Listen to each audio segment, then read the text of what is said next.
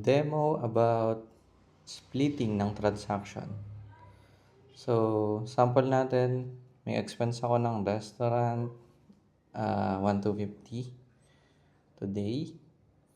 Then, kahati ko si test. So, yun, yung mga expense transaction, meron siyang added tab na split and refund. Next time, reimburse. Next time lang reimburse, split muna tayo ngayon. Pag income transaction, walang ganong option. So, balik tayo sa expense, splits, split transaction, select ako ng contact.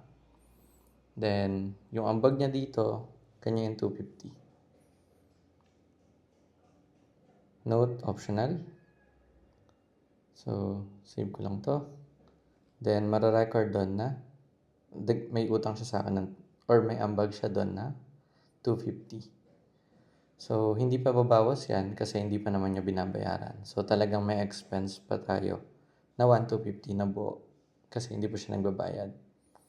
And pagdating naman dito, refresh ko lang, yung utang niya before na 20K dito sa unang transaction na to, meron ng dagdag na 250. Pero separate siya, hindi siya pumatong dun sa recorded natin before. So, kung nagbayad siya dito, assuming magbabayad siya, bayad mo ng 100, next time yung iba. Oops, yun. Assuming nagbayad siya, so, hindi natin na-record kung saan mapupunta yung bayad niya. So, that's that.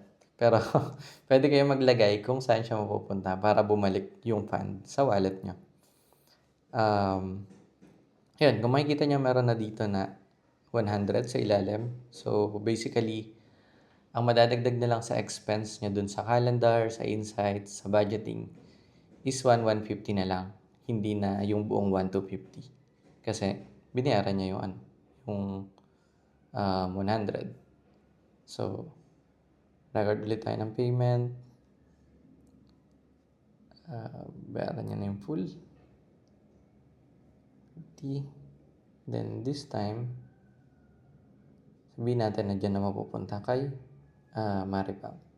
So, save.